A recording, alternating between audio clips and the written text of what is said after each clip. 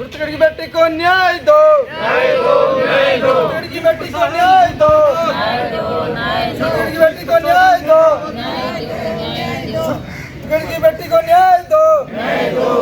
स्थानीय प्रशासन होश में आओ, स्थानीय प्रशासन होश में आओ, पुलिस तुम्हारी गुंडागर्दी नहीं चलेगी, तुम्हारी गुंडागर्दी नहीं चलेगी, पुलिस तुम्हारी गुंडागर्दी नहीं चलेगी। छत्तीसगढ़ की बेटी को न्याय दो, छत्तीसगढ़ की बेटी को न्याय दो। स्थानीय प्रशासन होश में आओ। जैसे हमने तो अपनी तरफ से पार्लर ही लगाया था, पार्लर लगा दिया, जाने लग गई। और पहले तो नशा देती थी, चाय में डाल के दे दिया, खाना लाने के लिए बिल्कुल मना करती थी, घर से खाना नहीं लाना। वो खुद ही खाना खिलाती थी उसको। जैसे उसके फ़ोटो भेजी अलग अलग होटलों में, तो होटल लेके जाती थी, या कभी उसको टेम्पो पे चढ़ा दिया, अभी तो अपने आप चली जा। तो वहाँ पे उसके जैसे गैंग रेप ये सब, और ऐसे बोलती थी मेरे को ना साई पे जाना है प्यार करने के लिए, पार्लर का काम था, विश्वास करके भेज दिया उसके साथ। पड़ोस में थी, बिल्कुल बहुत विश्वास जीत रखा था, जैसे घर पे आना सुबह शाम, और मैं तो इसकी बड़ी बहन हूँ, इसका ख्याल रख लूँगी, ठीक है। जोधपुर ले गई, वहाँ पे 5-6 दिन तक उसको अपने साथ रखा, वहाँ पे सिर्फ स्पेशल इसी काम के लिए। इसने जैसे अब बाद में जब सब कुछ हो गया, तब मेरी बहन ने बताया कि वहाँ पे ये सब होता था, वहाँ पे और भी बहुत लड़कियाँ थी, और स्पेशल इसी काम के लिए वहाँ पे लेके गई थी। फिर एक बार और इधर रावतसर ढाणी वाली साइड, बीकानेर और काफ़ी जगह लेके गई है। कई बार तो जैसे हमें पता भी नहीं था, गाड़ी पर दिन में ही जाके आ जाना, और रात में भी 1-2 बार ऐसा हुआ कि 1-1:30 बजे तक इसको लेके घूमती रही। फिर लास्ट में जब ये परेशान होगी, घर पे भी रहने लगी कि अब मैं नहीं जाऊंगी, मुझे यहाँ तो कहीं और लगा दो, मैं नहीं जाऊंगी। फिर वो वापस घर पे आ गई कि हाँ अब इसको भेजो, अब इसको काम आने लग गया। अभी तो इसको काम आने लग गया है। जैसे इस मेरी चाची है, इनको बोलती कि मामी मामी करके विश्वास जीत रखा था, फिर वापस ले गई उसको, वापस जाने लगी। 2-3 दिन तक गई। जिस दिन मतलब वो घर से गई थी ना, उस दिन तो वो सुबह गई भी नहीं थी। उसका फ़ोन आया था, मेरे फ़ोन पर ही फ़ोन किया था, भाई इसको भेजो आज काम है। फिर चाचा छोड़ के आए उसको पार्लर।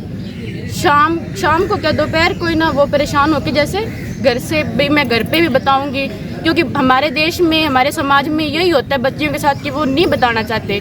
कौन सुनता है, कौन वो नहीं बता सकती थी, क्योंकि अपने समाज की असलियत, अपने देश की असलियत अच्छी तरह जानते हैं।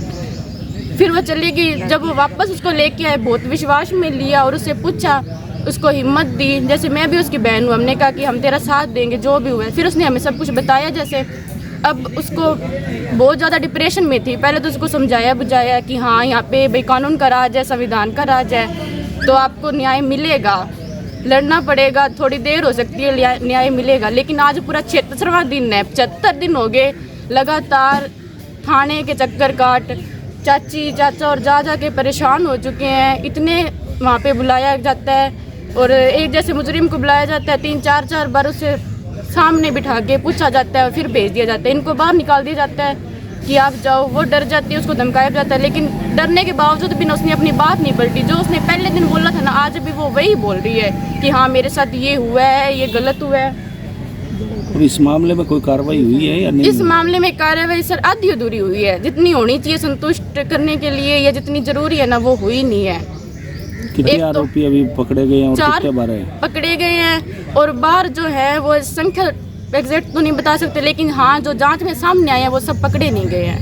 अच्छा, बच्चे की उम्र कितनी है? बच्चे होटल वालों पे कोई कार्रवाई नहीं हुई है, और जो जैसे सीधी सी बात है, जो प्रभावशाली लोग हैं उन पे तो कोई कार्रवाई कर ही नहीं रहे। अब वो उनका है कि उनको कैसे मतलब उनको छोड़ दिया है, कोई इनकी क्या बात हुई है वो हमें नहीं पता, लेकिन हम चाहते हैं कि कार्रवाई, निष्पक्ष जांच हो, पूरी कार्रवाई हो, उनकी सजा मिलनी चाहिए। कुछ होटलों के नाम भी आए हैं क्या शहर के? हाँ होटलों के, पुलिस वालों को पता है इस बात का? पता है, बिल्कुल पता है।